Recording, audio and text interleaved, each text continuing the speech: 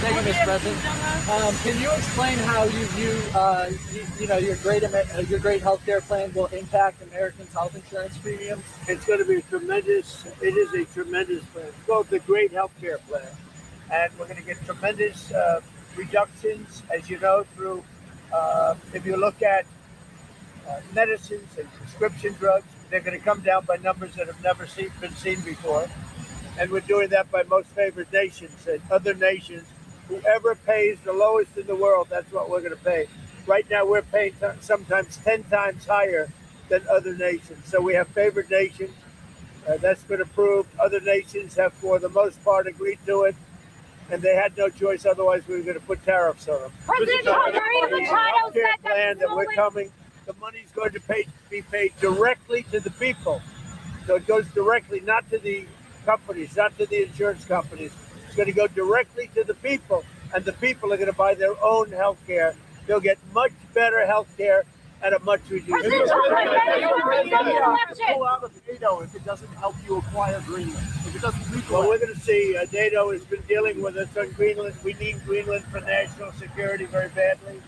If we don't have it, we have a big hole in national security, especially when it comes to what we're doing in terms of the Golden Dome and all of the other things. We have a lot of investments in military. We have got the strongest military in the world, and it's only getting stronger. And you saw that with Venezuela. You saw that with the attack on Iran, with the knocking out their nuclear capability potentially. So, we're talking to NATO. Mr. President, not militarily engage in NATO partners. I don't talk about that. You urged protesters in Iran earlier this week to keep fighting in the streets and said that help was on the way. Is help still on the way, or has your bar? Well, we're going to see. As you know, Iran canceled the hanging of over 800 people. They were going to hang over 800 people yesterday. And I greatly respect the fact that they canceled that. Mr. President, Prime Minister Carney is in China. How do you see the deals Canada and China have just signed, trade deals between the two partners? Well, it's okay. That's what he should be doing. I mean, it's a good thing for him to sign a trade deal. If you can get a deal with China, you should do that. President Trump is doing an election in Venezuela. Did Arab and Israeli officials convince you to not strike Iran? Nobody convinced me. I convinced myself. You had yesterday scheduled over 800 hangings. They didn't hang anyone. They canceled the hangings. That had a big impact. Yesterday you accepted Maria Machado's Nobel Prize medal. What do you intend to do with it, and why would you want someone else's Nobel Prize?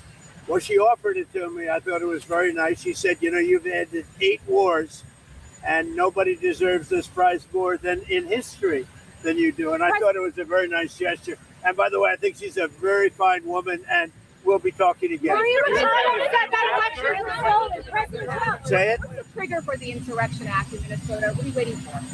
Well, the Insurrection Act, which has been used by 48% of the presidents as of this moment, the Insurrection Act also, if you look at it, I believe it was Bush, the elder Bush, he used it, I think, 28 times. It's been used a lot.